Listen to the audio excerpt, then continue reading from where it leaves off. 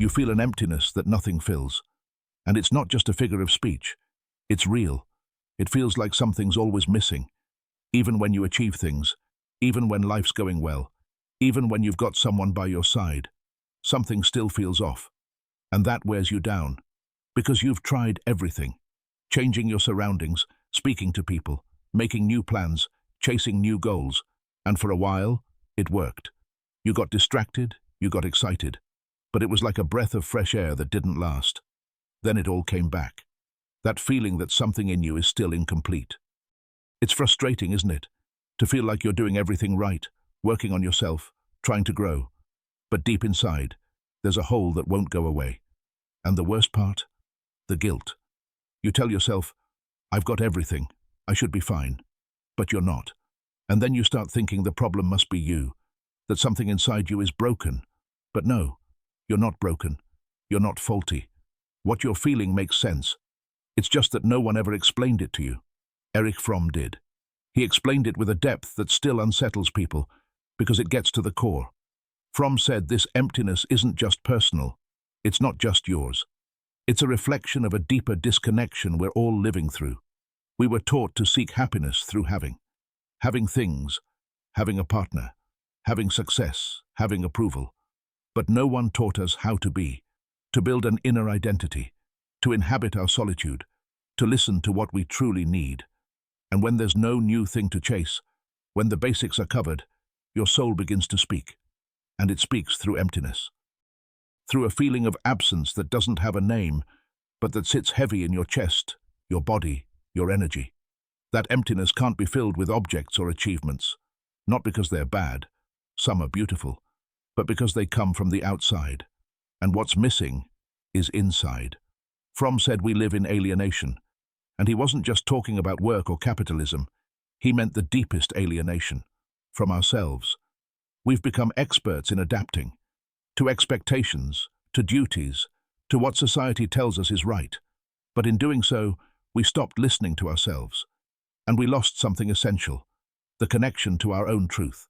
That emptiness shows up when it's been far too long since you've lived for yourself. When everything you do is about ticking boxes, performing, pleasing, functioning, but not about being you. And maybe, if you're honest, it's been a while since you felt connected to what you do, or to what you say, or even to the people around you. Maybe even to what you say you want. Because maybe what you say you want doesn't even feel like yours anymore. That's where the emptiness begins, in that gap between what you live and who you are. And it's not your fault. We live in a culture that measures us by what we produce, that praises us for being strong, even when we're falling apart inside, that says you must always be okay, that you can't stop, that you must keep going, that there's no time to feel. So we collect things, things we do, things we say, things we buy. But in all that constant doing, life slips through our fingers. And one day, your body starts speaking, and sadness shows up without reason, and anxiety creeps in without explanation, and that emptiness becomes a presence you can't ignore. And yes, it's scary, because it puts you face to face with yourself, no noise, no excuses. And it asks you the uncomfortable question, are you being yourself, or are you just performing? Fromm said inner freedom is painful, because it means admitting that many of the things you do don't come from desire, but from fear. Fear of not being loved, fear of disappointing others, fear of being alone, fear of looking inside and finding nothing. But you know what? Looking at that emptiness is the first step towards transforming it. Because that emptiness isn't there to destroy you. It's there to wake you up, to pull you out of autopilot, to remind you that you came here to live with meaning. Not perfectly, not ideally, but truthfully. And now you might be wondering, how do I get out of this? First, stop thinking you need to fill it. Emptiness doesn't fill like a bag. It can't be covered up. It can't be erased. It has to be walked through. And to walk through it, you have to inhabit it. Stop running. Pause. Listen. Sit with yourself, even if it's uncomfortable. Ask yourself the questions you've been avoiding. Am I living the life I want, or the one I was handed?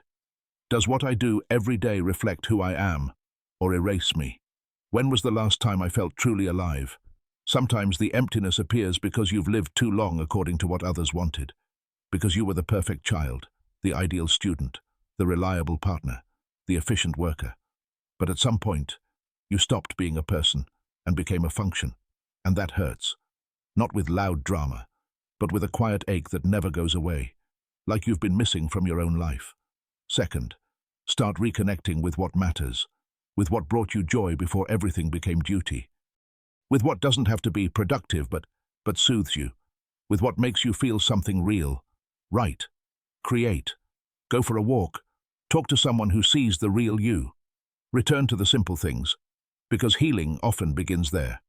Third, start being more you, even if others don't like it, even if it doesn't match what they expected, even if you have to say no, even if it means letting go of people who no longer reflect you. And no, it won't be easy. You'll be afraid. You'll feel out of control. You'll disappoint people. But it's necessary, because if you don't, you keep losing yourself. Fromm said being authentic isn't a luxury, it's a need. Because if you live constantly performing, the soul begins to wither. And that withering feels like emptiness. Let me tell you something else. You're not alone.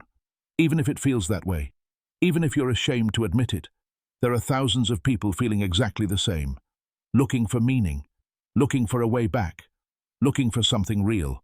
And that too can heal you, speaking about it, sharing, dropping the mask, finding people with whom you don't have to earn your place, with whom you don't have to pretend, with whom you don't have to prove anything.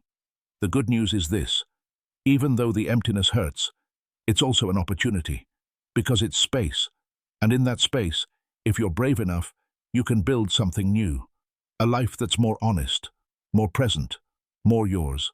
And it won't be perfect, but it will be real, and that's enough. So stop hiding it, stop silencing it, listen to it. That emptiness isn't an illness. It's your soul saying, I miss you.